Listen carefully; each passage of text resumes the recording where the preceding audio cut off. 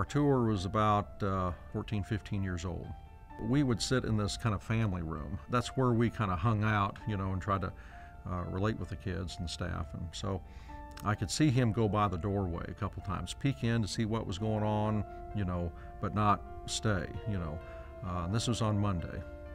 On Tuesday, he would come in and sit on the couch and just observe us. By Wednesday, he had watched us enough, felt comfortable, and was sitting at the table, having a good time, playing Uno, with us. I don't know how he ended up in the orphanage. I don't know his individual family situation. Many times kids end up in an orphanage because their parents can no longer afford to take care of them, So 80% of kids living in an orphanage, on average, have parents, but because of alcoholism, drug abuse, financial reasons, they can't take care of them and they turn them over to the state. We were trying to, again, build relationships, have Bible stories, studies, that were appropriate to the age.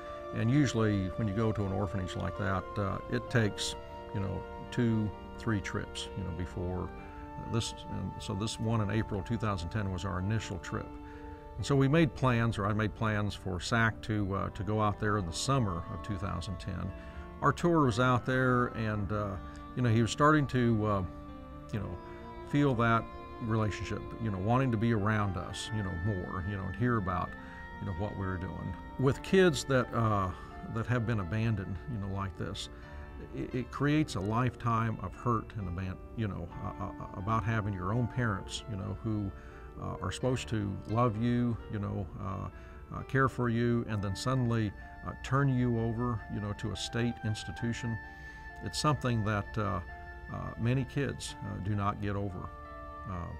They have this deep inside their heart, and then it leads to a feeling of nobody cares, no one wants me, no one loves me. A few months before our first trip out there, our tour and 3 other orphans, were walking, downtown. These 4 kids came across the car, and as I understand it, our tour, he offered to, let's take a joyride, let's take this car and go, kind of thing. Not thinking of the consequences or anything, and that's typical of an orphan. They live for the day, the moment, maybe don't think about the future. So they all crawled in. Our tour was driving. Somewhere down the road, the kids got into a horrific car accident. The 3 other orphans, in that car were killed, and our tour was injured.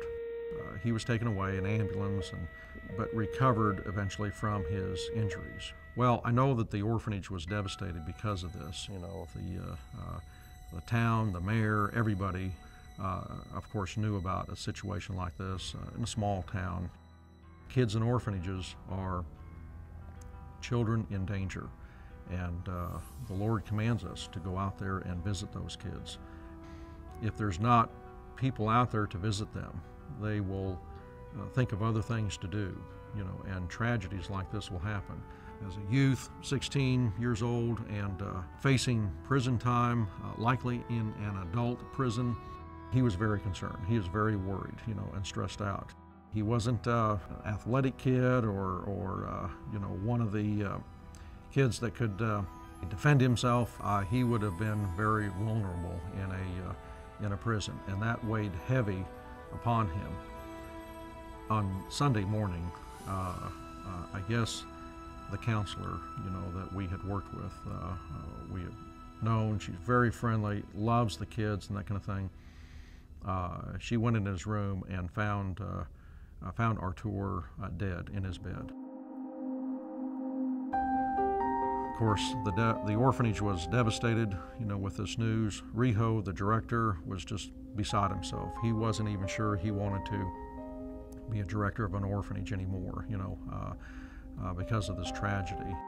I think it's important that people know about his story, because his story kind of reflects the tragic lives of many of the kids that are suffering in orphanages throughout the Soviet Union. These kids have their own individual stories, their own hurts and heartaches, about how they got there and why they got there, that will influence them the rest of their lives.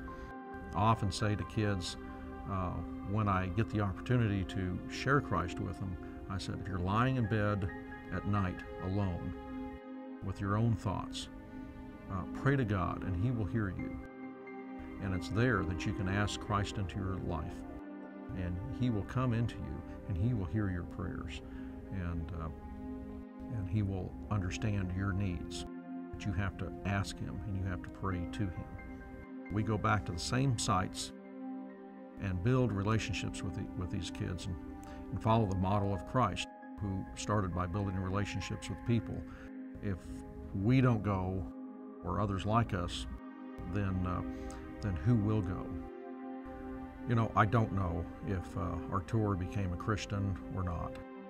I do hope that he heard, some things. I do hope that maybe late at night while he was laying in bed, he prayed silently to God to save him, from the situation he was about to face, to save him from all the consequences of his sin.